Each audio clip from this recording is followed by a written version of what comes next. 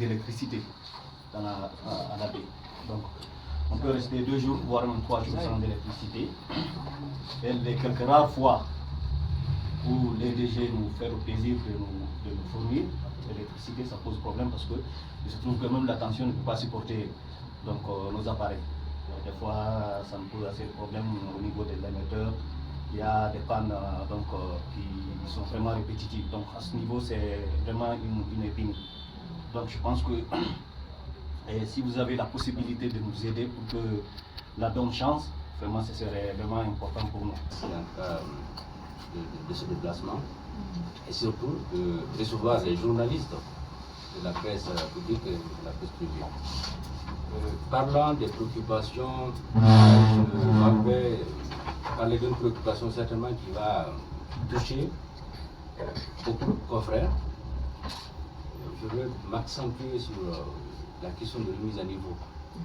Parce que le plus souvent, nous, les journalistes qui se trouvent à l'intérieur du pays, on a des difficultés liées à la formation. Nous suivons toujours les réseaux sociaux, les sites internet, les différentes télévisions liées aux différentes formations qui s'effectuent en Afrique. Et nous voyons toujours nos confrères qui se trouvent du côté de Conakry qui bénéficient à tout moment des formations. Et nous aussi, nous sollicitons humblement auprès de vous, Madame la ministre, s'il y a des sessions de formation qui sont initiées, que ce soit du côté de l'État, ou bien que ce soit du côté de d'autres partenaires, que nous aussi nous soyons vraiment concernés par rapport à cette formation. Que la formation soit délocalisée au niveau local ici à la ville, dans les autres régions, que la formation se fasse à Conakry. Nous aimerions vraiment d'être impliqués et concernés dans ces différentes formations. Merci beaucoup, c'était là ma préoccupation. Beaucoup de textes ont été faits, rédigés et tout, pour la dépénalisation de la presse, c'est possible. Mais il y a un autre pied. Vous savez, la liberté de la presse, la dépénalisation, c'est bien, mais il y a un autre pied qu'on touche rarement. C'est un peu la rétention de l'information au niveau des services publics. Il y a une rétention de l'information qui ne dit pas son nom.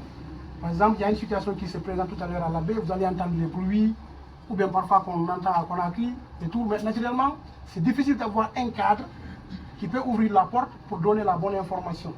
Et pourtant, dans les textes, même si c'est la vendeuse de bananes au marché qui a besoin d'avoir des informations au niveau de la préfecture de la commune, étant citoyen de la ville, étant un citoyen imposable, et puis il peut avoir les informations. Cette situation est très très difficile pour la presse, que ce soit à Conakry ou à l'intérieur du pays, surtout au niveau des commissariats de police, au niveau des tribunaux.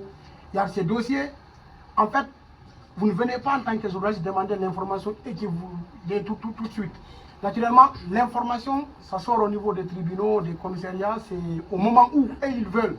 C'est quand ils vont finir de faire leur dossier, quand ils vont finir de prendre, ils vont inviter la presse, il faut une communication, à sens unique quoi. Il faut une communication par rapport, peut-être, ils ont fourni de l'effort, ils ont arrêté des bandits, il faut les présenter à la télé, il faut les exposer devant les médias, là ils le font.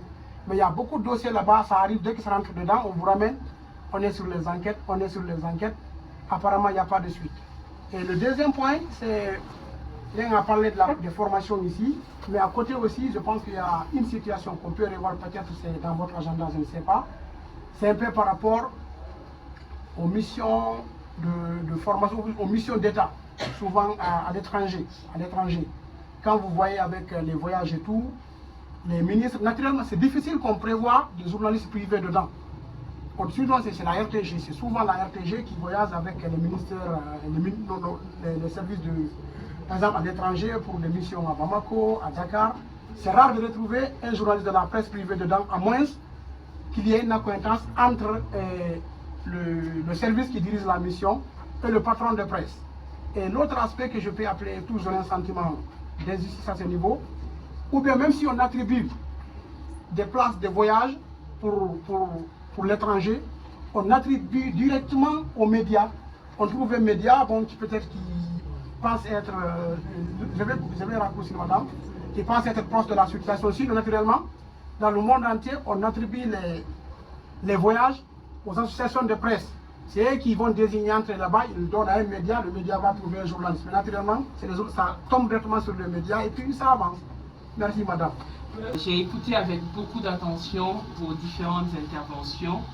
Avant tout propos, sachez que la mission d'immersion que le ministère, que l'ensemble du gouvernement est en train d'effectuer n'a d'autre objectif que justement de venir à la rencontre des populations, de nos équipes, de nos services déconcentrés, de ceux qui sont impactés par nos politiques publiques au niveau central.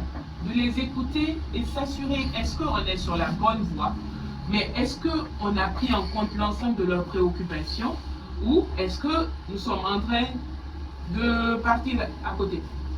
Et là-dessus, moi, je peux être rassurée qu'il y a pas mal d'éléments sur lesquels nous sommes déjà très alignés. Et je vais les exposer au fur et à mesure en suivant les problématiques que vous avez annoncées ici.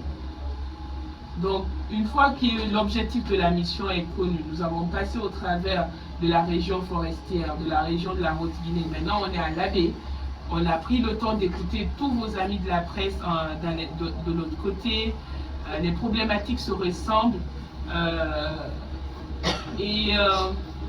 Je vais répondre à chacune des questions, des préoccupations posées ici. Je vais commencer par la dernière. Les missions. Pourquoi peut-être je ne fais pas l'avocat du diable ou l'avocat de quelqu'un, mais il faut comprendre une chose. Les médias de service public, c'est des fonctionnaires. Et quand il y a une mission gouvernementale, c'est un peu difficile. Il y a déjà des règles, des rémunérations qui sont bien établies, qui disent que pour tel fonctionnaire, voici ça. L'État prend en charge sur le BND.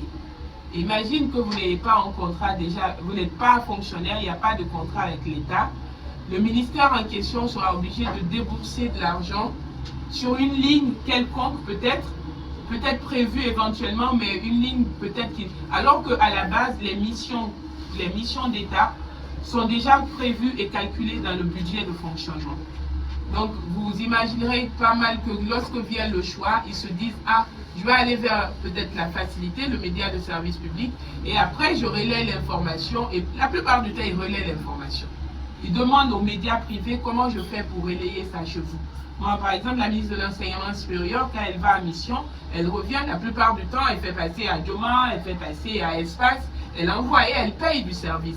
Mais qu'à cela ne tienne, peut-être que pour des questions administratives, c'est beaucoup plus les médias privés qui ont des fonctionnaires qui ont des lignes de fonctionnement qu'on va prendre en priorité. Donc que cela ne soit pas vraiment des raisons de frustration, mais qu'on comprenne, c'est administratif aussi. Administratif. Et l'autre point sur le sujet de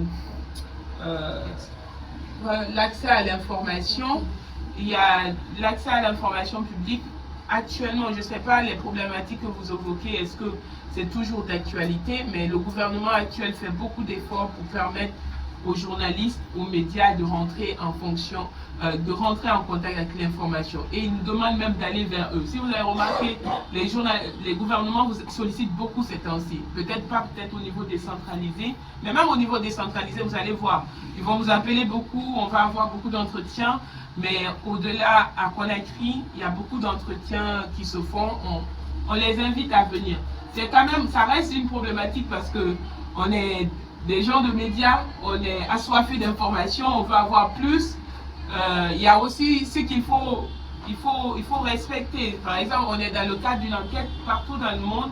Quand vous allez pour couvrir des événements d'enquête, on vous dit telle partie de l'information, mais telle autre, on ne peut pas encore vous dire pour des questions d'enquête.